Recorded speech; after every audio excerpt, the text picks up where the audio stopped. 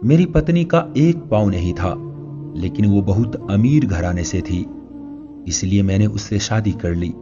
वो एक पैर में नकली पाँव लगाती थी।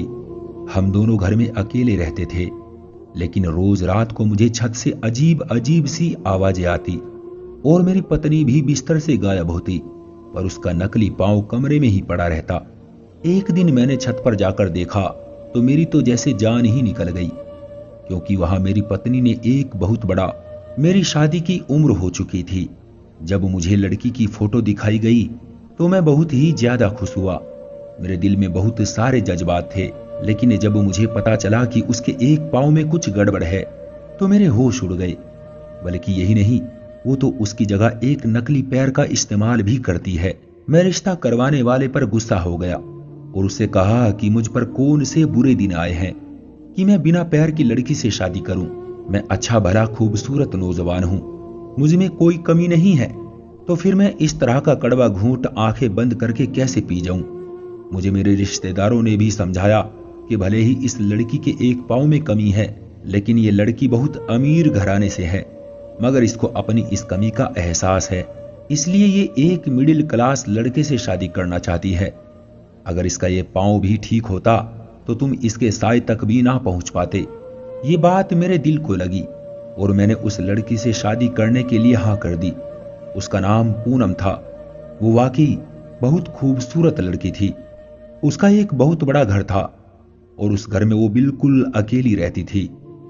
खैर, उससे मेरी शादी हो गई, लेकिन जैसे ही रात को मैं उसके पास गया तो उसने मुझे अपने पास बैठने से भी इनकार कर दिया और बोली कि मैंने कसम खाई है और भगवान से भी वादा किया हुआ है, मैं 1 महीना तक आपके साथ नहीं सो सकती, क्योंकि मैंने भगवान से एक मन्नत मांगी थी कि अगर मुझे मेरी पसंद के पतिदेव मिले तो मैं 1 महीना तक लगातार उपवास करूंगी और 1 महीना तक ही अपने पति के साथ भी नहीं सोऊंगी। मैं उसकी इस तरह की अजीब शर्त पर हैरान था, लेकिन क्या करता, मैं ठहरा सीधा साधा अनपढ़ इंसान, इसलिए उसकी इस शर्त को मानने पर राजी हो गया। और फिर वो बोली कि हम इस घर में ही रहेंगे, क्योंकि अगर हम यहां नहीं रहेंगे तो फिर इधर कौन रहेगा, और इस घर को संभालने वाला मेरा और कोई भी नहीं है। मैंने कहा कि मैं हूं ना, मैं संभाल लूंगा इस घर को। अब वो घर भी मेरा था और पूनम की सारी दौलत भी मेरी थी, और इधर पूनम को भी इससे कोई मतलब नहीं था। मैं इस बात पर खुश जरूर था कि मेरी पत्नी के साथ साथ मुझे दौलत और घर भी मिल गया, लेकिन इसका मतलब ये नहीं था कि मैं उससे मोहब्बत नहीं करता था, क्योंकि वो इतनी प्यारी थी कि उससे कोई भी मोहब्बत कर सकता था। मैं उसे पाकर बहुत खुश था। खैर, वक्त गुजरने लगा, लेकिन कुछ दिन बाद ही उस घर में एक अजीब सी हरकत होने लगी, जिसके बारे में मुझे अंदाजा बिल्कुल भी नहीं था। और ये कोई छोटी बात नहीं थी। मुझे रात को अपने कमरे की छत पर से अजीब तरह की आवाजें आती, जैसे वहां पर कोई है। एक बार मैं चेक करने के लिए ऊपर ही चला गया। मुझे लगा कि कोई चोर होगा, लेकिन ऐसा कुछ भी नहीं था। ऊपर बहुत ज्यादा अंधेरा था। पूनम ने कहा कि छत पर कई सालों से कोई भी नहीं जाता है और छत की किसी ने देखभाल भी नहीं की है। क्योंकि मैं अपने पैर की वजह से ऊपर नहीं चढ़ पाती, इसलिए मैंने वहां का काम भी नहीं करवाया है। मैंने उससे कहा कि मुझे भी छत पर नहीं जाना, क्योंकि अगर तुम ऊपर नहीं जा सकती तो फिर मैं भी ऊपर नहीं जाऊंगा, इसलिए वहां का काम करवाना जरूरी नहीं है, बेकार में खर्चा क्यों किया जाए। लेकिन कोई ना कोई गड़बड़ जरूर है। आज के दिन भी मुझे रात को आवाज आई और मैं जाग गया, लेकिन जब मैंने अपने साथ वाले बिस्तर पर देखा तो मेरी जान निकल गई। मैंने देखा कि मेरी पत्नी का वो नकली पाँव बिस्तर के नीचे पड़ा था और मेरी पत्नी कमरे से गायब थी। वो नकली पैर का इस्तेमाल सारा दिन करती थी, लेकिन रात को सोने से पहले उतार देती थी। लेकिन आज वो उसके बगैर कहीं कैसे जा सकती थी। मैं सोच में पड़ गया। वो तो व्हील चेयर का इस्तेमाल भी नहीं करती थी, बस इस नकली पैर के सहारे से ही वो थोड़ा बहुत चल पाती थी। भले ही उसे चलने में थोड़ी देर लगती थी, लेकिन व्हील चेयर पर बैठना वो बिल्कुल भी पसंद नहीं करती थी। उसका कहना था कि मुझे व्हील चेयर पर बैठने से नफरत है। उसे वो बिल्कुल भी इस्तेमाल ना करती थी। लेकिन ये क्या, नकली पैर तो उसका यहीं पड़ा था, तो ऐसे में वो कहां जा सकती थी। जब से शादी हुई थी मेरी पत्नी ने मुझे किसी से भी नहीं मिलाया था। जबकि मुझे कहा गया था कि उसका एक बड़ा कारोबार है जो बहुत सारे लोग मिलकर चलाते हैं। उसने बस मुझे घर की जिम्मेदारी दी थी, लेकिन कारोबार के बारे में कुछ नहीं बताया था। घर में पैसे तो आ रहे थे, लेकिन कहां से आ रहे थे ये मुझे बिल्कुल नहीं पता था। खैर, अभी मैं अपनी पत्नी को तलाश करना चाहता था, क्योंकि अगर वो बिना पैर के कहीं गई थी तो उसका मतलब कि वो चल सकती थी और वो ड्रामा कर रही थी। वरना एक इंसान अपने पैर के बिना कहीं कैसे जा सकता है? तो फिर वो कमरे से बाहर कैसे है? बाथरूम का दरवाजा खुला हुआ था, लेकिन बाथरूम में नहीं थी। मैं कमरे से बाहर निकल गया और उसको ढूंढने लगा, लेकिन फिर मुझे कमरे से हल्की सी आवाज आई। जब मैं वापस आया तो सामने का मंजर देखकर हैरान रह गया। मेरी पत्नी बेड पर बैठी थी और कोई किताब पढ़ रही थी। मैंने कहा कि अभी तुम कहां गई थी? तो कहने लगी कि मैं तो कहीं भी नहीं गई थी। मैंने कहा कि मजाक मत करो, मैं अभी बिस्तर से तुम्हें ही तो तलाश करने के लिए उठा था। उसने कहा कि तुम्हें आज हो क्या गया है? मुझे लगता है कि तुमने ध्यान से नहीं देखा होगा।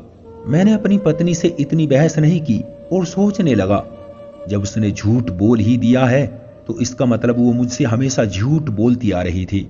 लेकिन इतना सफेद झूठ वो मुझसे क्यों बोल रही थी? मैंने अपनी आंखों से देखा था कि वो कमरे में नहीं थी, तो फिर वो मुझसे ऐसा झूठ क्यों बोल रही थी? क्या वो नहीं समझती थी कि वो एक अपाहिज लड़की है?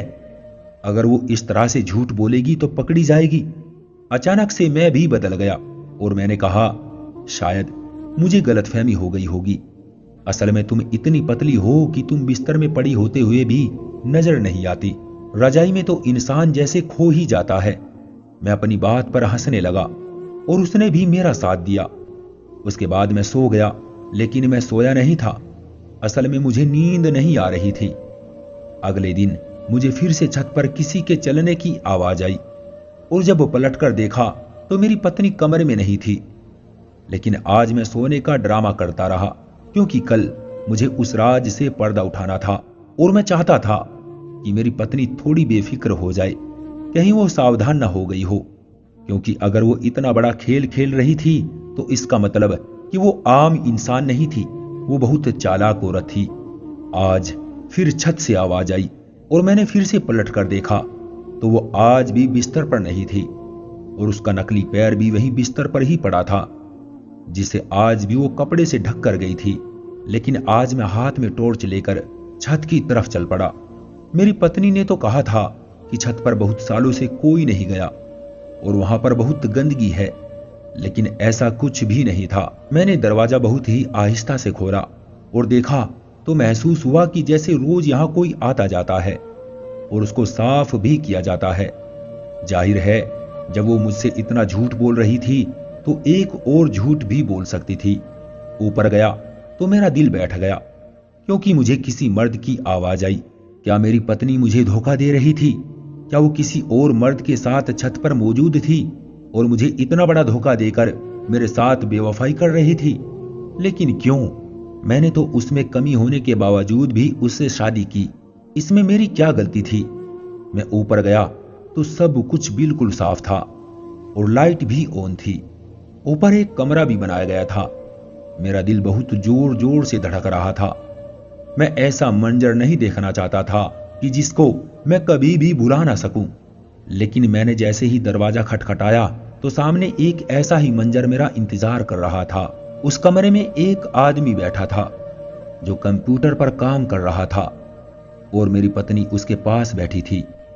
मेरी पत्नी का पैर सही सलामत था, उसका पैर बिल्कुल ठीक था। वो दोनों मुझे देखकर हैरान हो गए और मैं वहां से वापस जाने लगा। मेरी पत्नी भागते हुए मेरे पीछे आई और उसको चलता हुआ देखकर मैं रुक गया। तो मैंने कहा कि तुमने मेरे साथ इतना बड़ा खेल खेला? तो वो कहने लगी कि असल में मैं एक ऐसा काम करती हूं जिसके बारे में मैं किसी को कुछ नहीं बता सकती, लेकिन वो काम मेरे देश के लिए बिल्कुल भी बुरा नहीं है और ना ही यहाँ के रहने वालों के लिए बुरा है।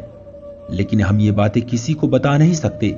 मैंने जानबूझकर एक पैर ना होने का ड्रामा किया हुआ है, क्योंकि ऐसे काम में शक का खतरा था। किसी को मुझसे शादी करने की इजाजत नहीं थी।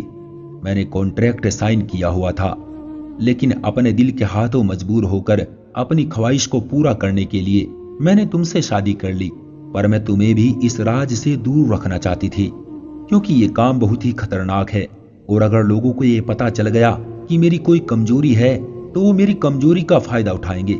इसके बाद मुझे मेरी पत्नी ने सारी बात समझा दी और सच में मुझे अपनी पत्नी पर भरोसा था।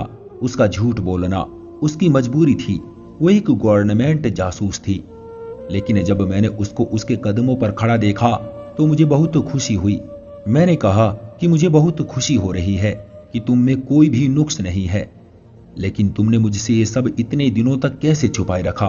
उसने कहा कि हमें भेष बदलना सिखाया जाता है और जगह जगह जाकर क्रिमिनल पर घात लगाना सिखाया जाता है। मैं तुम्हें देखते ही समझ गई थी कि तुम एक सीधे साधे इंसान हो। अगर मैं तुम्हें भी बेवकूफ नहीं बना सकती तो फिर क्रिमिनल को कैसे बेवकूफ बनाऊंगी। मैं उसकी इस बात पर हंसने लगा और मैंने कहा कि इस बेवकूफ को कहीं छोड़ तो नहीं दोगी ना। तो कहने लगी कि नहीं, बिल्कुल भी नहीं, लेकिन हमारी जिंदगी आम लोगों से थोड़ी अलग होगी।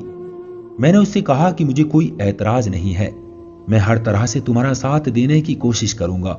उसने मुझसे कहा था कि तुम घर संभालो, क्योंकि उसका काम मैं नहीं कर सकता था, लेकिन मुझे उस पर गर्व है। तो दोस्तों, ये थी हमारी आज की कहानी। आपका क्या कहना है इस कहानी के बारे में? कमेंट करके हमें जरूर बताएं।